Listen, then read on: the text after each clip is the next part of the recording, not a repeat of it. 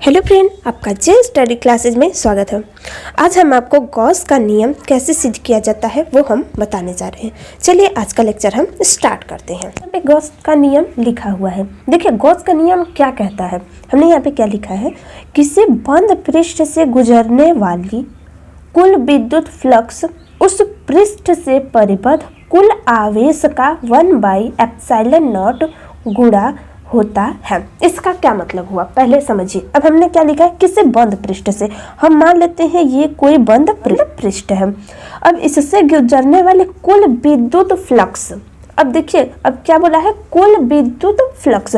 कुल विद्युत फ्लक्स मान लेते हैं यहाँ से गुजर रहा है, ठीक है। अब उस पृष्ठ से परिबद्ध, अब इस पृष्ठ से परिबद्ध कुल आवेश का ε0 गुणा होता है। अब देखिए इसका क्या मतलब हुआ, हम फिर से एक बार पढ़ रहे हैं। क्या, किसी बंद पृष्ठ से गुजरने वाली कुल विद्युत फ्लक्स। अब कुल विद्युत फ्लक्स में क्या था, हमारा विद्युत क्षेत्र की तीव्रता ही थी, ठीक है। उस पृष्ठ से परिबद्ध, इस पृष्ठ से परिबद्ध कुल आवेश का 1/ε0 गुणा होता है। मतलब कुल आवेश हम मान लेते हैं ये इसका 1/ε0 गुणा का मतलब क्या आता है, इस तरह से हम दिखा देते हैं। मतलब इसी को हम इस रूप में भी लिख सकते हैं, क्या, फाई ई इक्वल क्या हो जाएगा, Q/ε0। बस यही है गॉस का नियम, बस यही आपको समझना था। क्या, किसी बंद पृष्ठ से गुजरने वाली कुल विद्युत फ्लक्स उस पृष्ठ से परिबद्ध कुल आवेश का 1/ε0 गुणा होता है। अब यहाँ पर आपको दिक्कत आया होगा विद्युत फ्लक्स। यहाँ पर हम आपको फिर से बताने जा रहे हैं कि विद्युत फ्लक्स क्या होता है।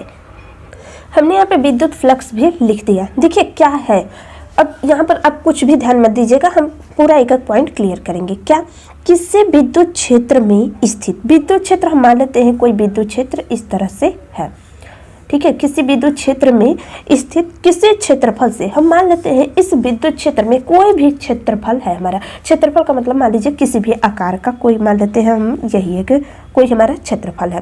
क्या, किसी विद्युत क्षेत्र में स्थित किसी क्षेत्रफल, मान लेते हैं इस क्षेत्रफल से गुजरने वाली विद्युत क्षेत्र रेखाओं की संख्या को उस क्षेत्रफल से बद्ध विद्युत फ्लक्स कहते हैं। मान लेते हैं ये कोई विद्युत क्षेत्र था, इसमें हमने कोई प्लेट रख दिया जिसका कोई क्षेत्रफल है। अब इस क्षेत्रफल, इस प्लेट ये जो हमने बनाया है, इससे गुजरने वाली, मान लीजिए इस तरह से कोई रेखा गुजर रहा है, ठीक है। अब इन रेखाओं की संख्या जो है, क्या बोला है यहाँ पर, विद्युत क्षेत्र रेखाओं की संख्या को उस क्षेत्रफल से, मतलब ये जो क्षेत्रफल है, से बद्ध विद्युत फ्लक्स कहते हैं।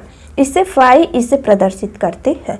यहाँ पर हमने आपको डिटेल में बताया हुआ है, हम इसका आपको लिंक जो है डिस्क्रिप्शन में दे देंगे, आप देख लीजिएगा। हमने यहाँ पे प्रूफ भी किया है, फाई = E.dA होता है। इस डॉट को जब हम हटाते हैं तो cos थीटा का यूज़ करते हैं, तो फाई बराबर क्या हो जाता है, EA cos थीटा, ठीक है। अब यहाँ पर हमने मात्रक भी लिखा हुआ है। क्या, E बराबर क्या होता है, F/Q होता है, तो हमने यहाँ पर मात्रक भी लिखा, क्योंकि F का मात्रक क्या होता है, न्यूटन होता है, Q का कूलाम हो गया, और यहाँ पर A क्षेत्रफल है, इसका मीटर स्क्वायर हो गया, ठीक है। यहाँ पर हमने इसका विमा भी निकाल दिया हुआ है, और यहाँ पर हमने उसका मात्रक भी लिख दिया हुआ है।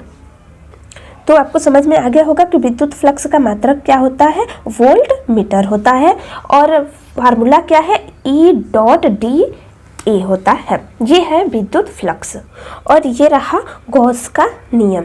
गॉस का नियम आपको समझ में आ गया होगा। क्या है, किसी बंद पृष्ठ से गुजरने वाले कुल विद्युत फ्लक्स उस पृष्ठ से परिबद्ध कुल आवेश का 1/ε0 गुणा होता है।